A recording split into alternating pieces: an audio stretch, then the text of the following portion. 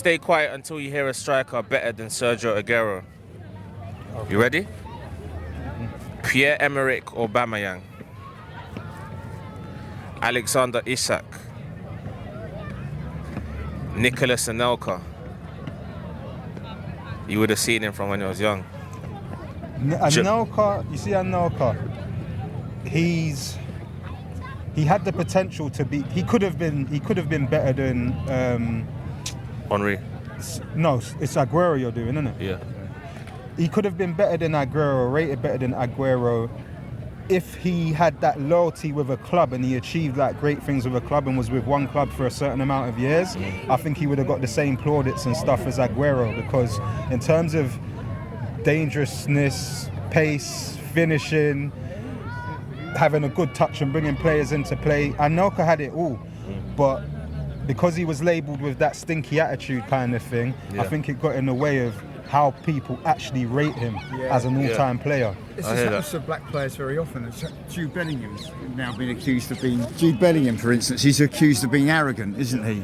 And I think this is very worrying. It's always black players that seems to be on the receiving end of this. That they have attitude problems and intellectual depth. There's an issue about intellectual depth as well, isn't there? And usually we're fast and strong. Like we're not thinking. We don't see the game how other races and creeds of players see the game somehow like or Spanish another. They find it. Commentators find it, and pundits find it hard to fathom. To say that we have a football brain, you know, like that we play the game properly. Usually it's like, it's all rough and tumble, and you run it into the net. But anyway, thank you for you mentioning that, Tom, because but it's look at the number of Premier League managers. One black manager, Nuno.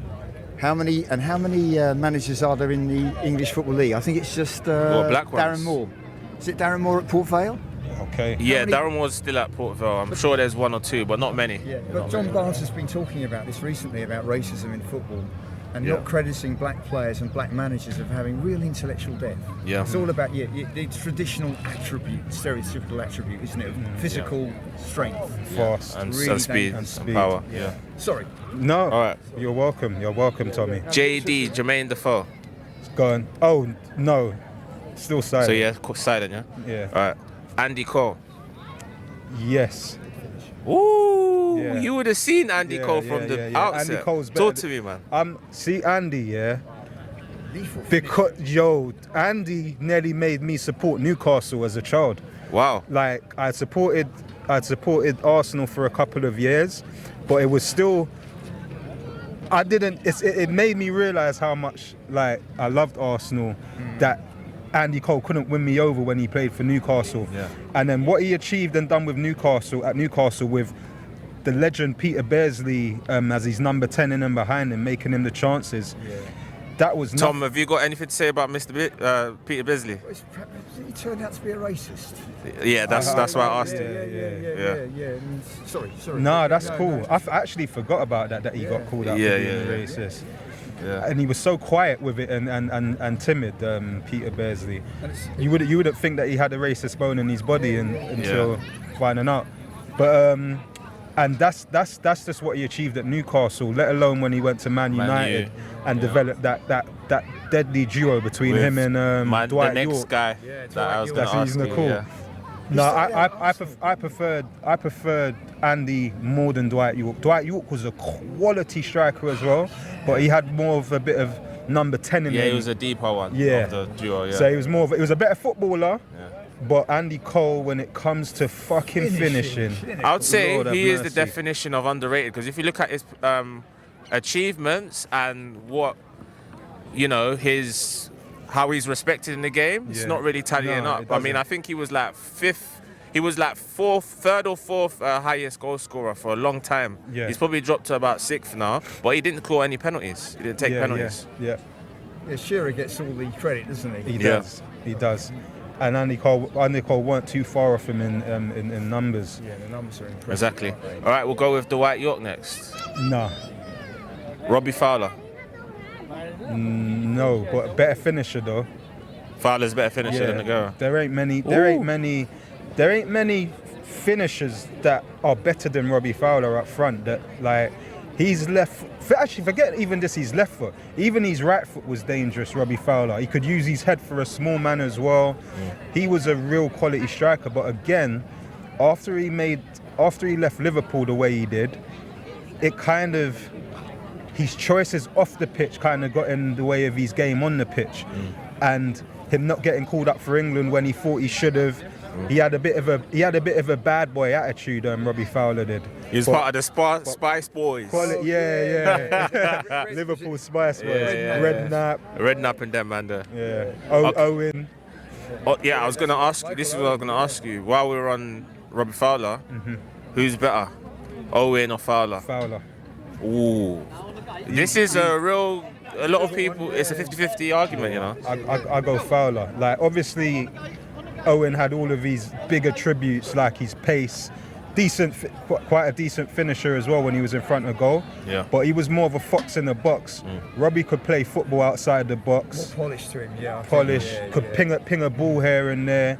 He was an assist. Robbie had assists in his locker as well. Okay. Jamie Vardy. Hell no. Robin van Persie. Do you know what? I say they're kind of even, you know. Ooh. Like Robin, what the player Robin matured into in these last few years at Arsenal, and then that horrible year where he fucking won the league for Man United, then the few years after that, internationally as well, Robin was on a different page and wave. But Aguero for City, he was just always there to finish up their stuff. But because they were such a well-polished and old team, Man City, I give a lot of Aguero's ability or his achievements to them as well. It's not just, I don't just rate him as a player for what he done. It's stuff would just fall on his foot, like and like it was hard for him not to score or be successful in that team.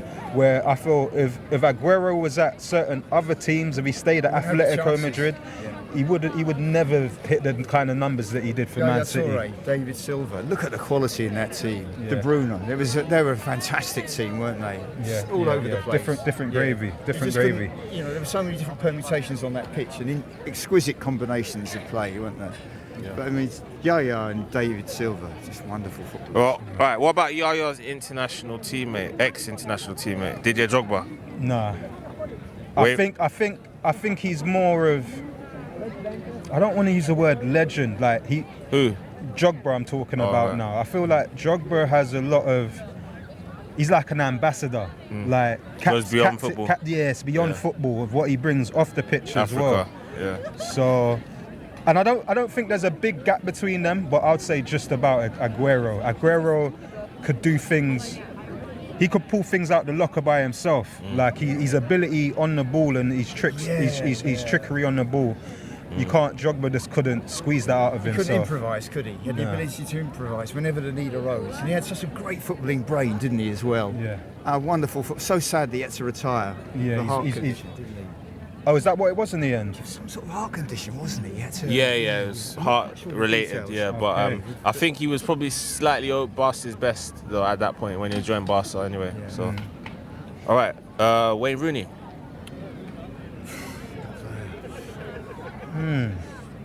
Rooney Aguero. What do you think of Wayne Rooney? Do you know what? I love a bit of Wayne Rooney. I do, just because of the tenaciousness of him. Yeah. The hard leader. Yeah. Even as a boy, like who he was as a boy is who he finished as a man. If that makes any sense. Yeah. Park footballer in a way, wasn't he? Sort of park footballer. I think it's pretty tight between them, but just as being an Englishman, I'm going to say Wayne Rooney, but you could easily give it to Aguero as well. Yeah. Rooney had that build of a boxer because he came from a Liverpool Irish boxing family, didn't he? Yeah. He's got that kind of build. He was what it's one of those of what Wayne brings to the team, the whole team, in terms of his contributions off the ball, getting players up for it, and just being a hard worker. Where Aguero could go quiet and miss him for a lot of the 90, but still end up popping up with a goal even when he's had a shitty game. Wayne Rooney didn't have too many too many shitty games, if that makes any sense. No, I agree with you. He's consistent throughout. Very consistent. Even when he was a kid at Everton. Yeah. He was remarkable. 16 years of age. Against Arsenal. Yeah. I think it was. I remember it. It was October 2002. Yeah.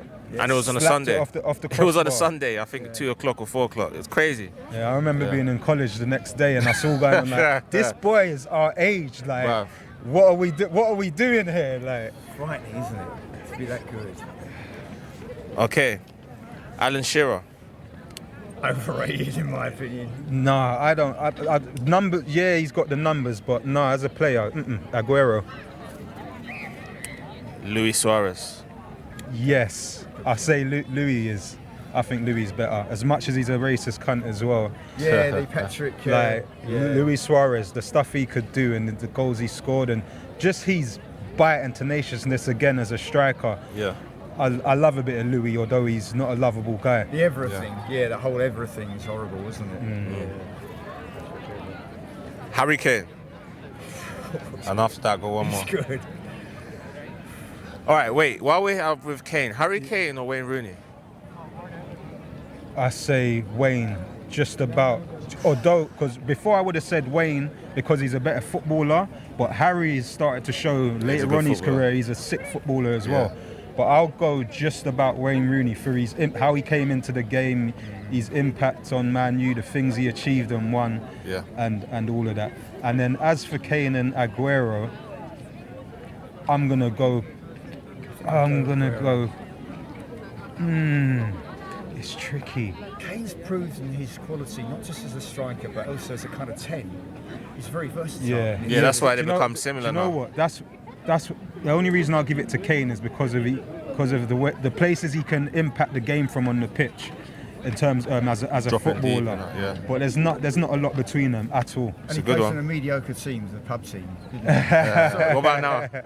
sorry. Sorry, Spurs fan. Burnt Nando's chickens with a spud on the side. And Chicken on the basketball. And he played for Leyton Orient on loan. He was at, I remember that as well. Leicester, a few teams. And lastly, Erling Haaland. Yeah, do you know what? He's a beast, isn't he? No, you know what? I'm going to give it to Aguero. Ooh, I'm going to give it to Aguero. Numbers, he's out of this world, Haaland. But just, I can't take away. I have to look at what kind of a footballer you are. What you get out of, what impact do you have on your players? What impact do you have on your teammates? Do you make them better players? Do you get what I mean? Yeah.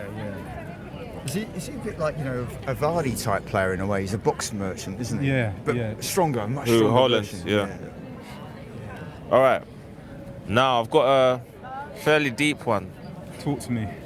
I think you like this one as well. It's almost like it was made for you. What's more important to you? Respect or loyalty, and why? It's a profound question. Yeah. I'm looking forward to the answer. I would say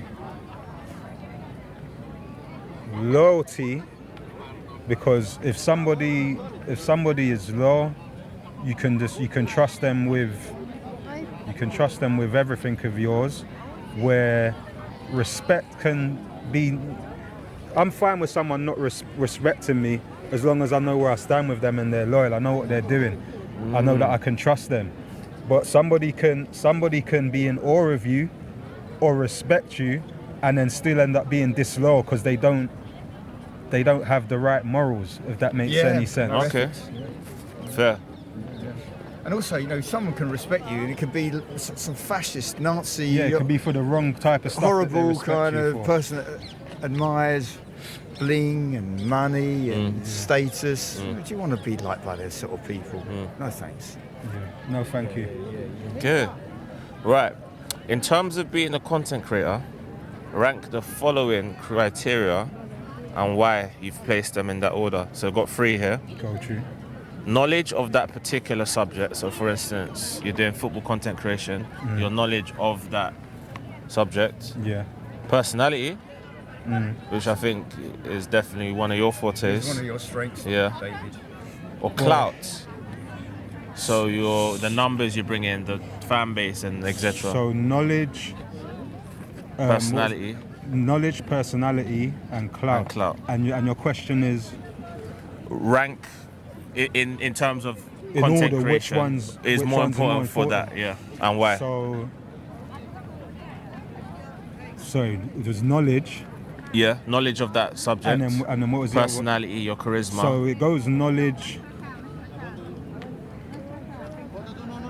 I say personality, clout. Although I feel that personality and clout could be interchangeable. Yes, yeah, I think so. Because if you attract clout, if that makes any sense, you must have a bit of personality that's attracting it. Yeah. I don't know if that makes sense, but no, that's my answer. The Yorke is having that magnetism, isn't it? Yeah, definitely. And I'm not saying I've got any of that going on people. No, we'll say it for you. We said it for you. You're a very genial, engaging bloke, a friendly bloke, and that's what people they relate to. Oh, don't! You're gonna make me blush. He's coming out. See, the personality's coming out. All right. Earlier this week, Joe Cole said this following quote. Yeah. Talk to me. I don't think there's anyone else in world football apart from maybe the main man who's on the slide now, Messi, who has got a left foot as good as his coming in from that position. He's talking about Saka. Do you think that there's anyone out there that can chat to him, Saka, on the right wing coming in? Off the top of my head, yeah, I can't think of no one off the top of my head right now. Mostly. Should I give you a few players? Yeah, go on, give me a few names. I'll throw some at you, yeah? Mohamed Salah, Lamine Yamal, Michael Olise, Cole Palmer when he plays there, to name but a few. I feel Saka's definitely at the top of the pile, that's for sure. And even if people chose any of those other names ahead of Saka, somebody else could have an argument of why Saka is just as lethal or on his way to being as consistent or impactful as all of them. Yeah, I feel all of them do their thing in their own right. Yeah, and have wonderful left foots and seem to know how to have the ball like glued down to them, like stuck to their foot. They're very similar players. Yeah. Saka just needs to keep on progressing at the pace that he's progressing at. And when and if him and Gyökeres can really get a relationship going, not where it's Gyökeres deflecting attention away from Saka, so that helps Saka's game improve. But when they actually develop a relationship, I think we're going to see how good a player Saka is with the right striker, because he's never had that to go with. I agree. Okay, I've got another one. It's rank these following clubs and tell me why. I've got 6 clubs here. Premier League overall time.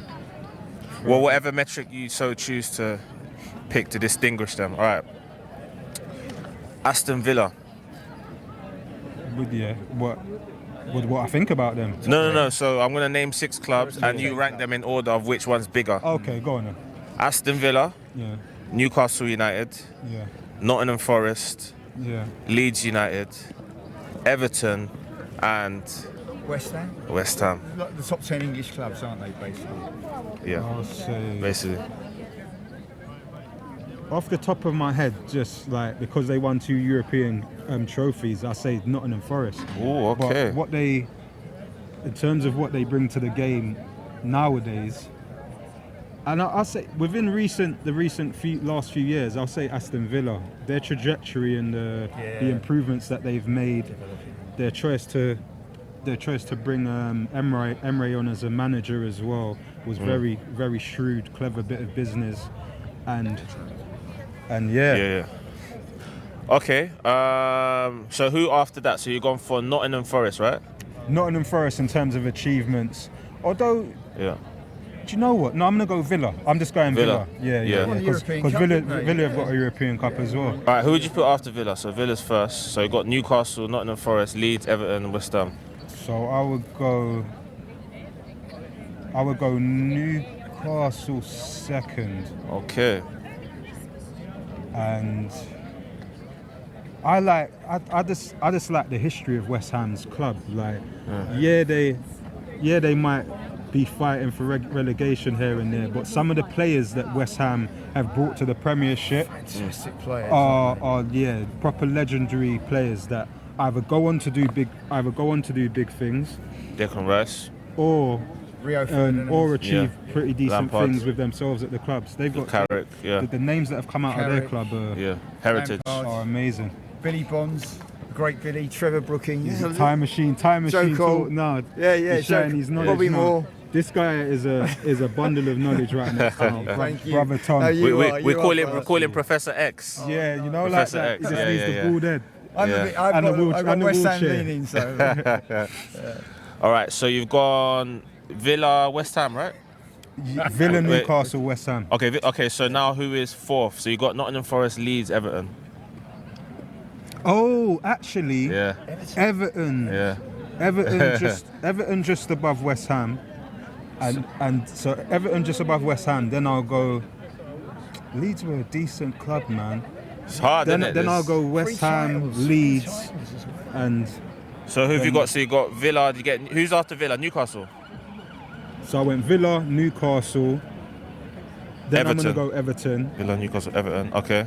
Don't forget Leeds won the European Cup final in 1975. Then West Ham. And then what about Leeds or Everton? Who's fifth? I'll leave Leeds at fifth. But anyway, yeah. And so last is who's last then? West Ham. No, I put West Ham after Everton, fourth. Wait, what order did you have it again? I'm baffed. So, I went.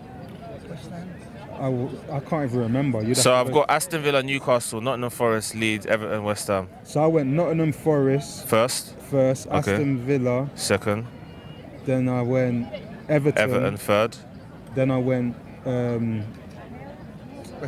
West Ham. Leeds. And then Leeds. Let's do your favourite Arsenal players, past and present.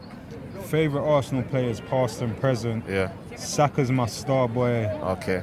as present, although Myles Lewis-Skelly has got just a bigger place in my heart as Saka. Yeah. It's just that Saka's obviously been more impactful. He's given us so many more moments to cheer. Where with Myles, we're just watching him develop and hit the ground running in his lovely career that I predict is going to be an amazing one. Henry, obviously, the king, King Henry. Yeah. But wait, just before we go to Henry, I noticed you've mentioned Lewis-Skelly a lot today, right? Yeah. So I'm just curious, what's endearing you to him? Like, what about Lewis-Skelly is making you kind of relate to him or like kind of respect his ability as a player? His tenaciousness for the ball. Yeah. The way he sees the game, the way he reads the game, the way he makes himself space and uses his body to shake off fully grown men. Yeah. Because he's just a boy, really. He's 18, isn't he? He's an 18-year-old. And he came on the scene and he got his first starts when he was 17. He's only just turned 18. So, his intelligence for the game and just his attitude as well. And him not feeling out of place and then him stepping on that pitch like he knows he's meant to be there. He's not intimidated. And then playing like he knows he's meant to be there. Okay. Nothing doesn't intimidate him. Yeah, no, I hear you, man. So, in terms of your favourite player from the past, who would you say that is? Henry. Okay, and why? And why? What about Henry was like? Just everything, man. He was just even though he played for me, my team. Yeah. He's scared. The stuff he used to do used to frighten me. Yeah. Like, I used to feel scared for opposition defenders and players that had to play against him. Free kick against Wigan, the free kick against Burnley. The 4-2 game, innit? He could just kill. He could kill you from wherever. Yeah. You couldn't give him an inch. Even if you weren't giving him an inch or a yard, he would still somehow find out how to, whether it's bend it round you, knock it round you, score. Technically brilliant. He made these other players and teammates such better players as well. From whether that's Wiltord, Perez. Yeah. He gave Vieira and whoever and Gilberto so much to aim for as well. He's such an easy player to find. Everything, man. Proper genius. Proper football genius. Yeah. I'll be happy. Do you know what? I'm being greedy now, and I'll be happy to have a double with maybe one of the smaller ones, but he needs one of the bigger trophies. The one with big airs, the Champions League, or the league title. So do you think if he doesn't win the league from this situation, but wins the Champions League, do you think that's good? It's acceptable. satisfactory, isn't it? Yeah, it's definitely satisfactory. Because for me, it's the Premier League bare minimum this season. We couldn't have a manager that won the Champions League and then do him dirty like that, or just not appreciate it for what it is. No, I hear that.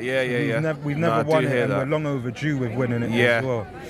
It makes it a conundrum, doesn't it? Because a lot of fans will, it's almost 50-50. Certain fans, when you ask them, what do you want more, the Champions League or the league? But there's different contexts as to why someone will want the Champions League. But then we're so hungry, we haven't won the league in so long. Certain generations haven't seen us win the league. 22 years. Or certain people were young when we last won it. Yeah, so it's almost like, it's a hard question because we've never won the Champions League, but we need the league. I need the league. I hear you. Personally, I want the league more than anything. Yes, I hear you. Yeah. It's your bread and butter. Yeah. It's what you play for week in, week out. Yeah. What you're training for most of the time. It's like when it comes to European Cups and the European Cup, the manager might change up his tactics or have a different style of play for that, but the league is the bread and butter of It's essential, isn't it? It is. All I'm doing is crossing my fingers and hoping and wishing right now, you know. And we'll see what the boys do and what they continue to produce. If we can continue this good form into the new year and still be on top of the league, I think we're going to be in with a great chance of finishing off the jobs in the second half of the season. Because I would hope and like to think that we've learned from our shortcomings of the last few seasons, and that we finally get over the edge. If we don't, Tala Mykel Arteta. And on that one, I'm with I'm you, gonna sign out. I need to learn how to do that, bro. You need a tutorial. You need to slow that down, bro. Come on, let's have a tutorial. I'll show you in private off camera. He doesn't want to give a tutorial, guys. It's exclusive stuff. Yeah, Bow. See you later, guys.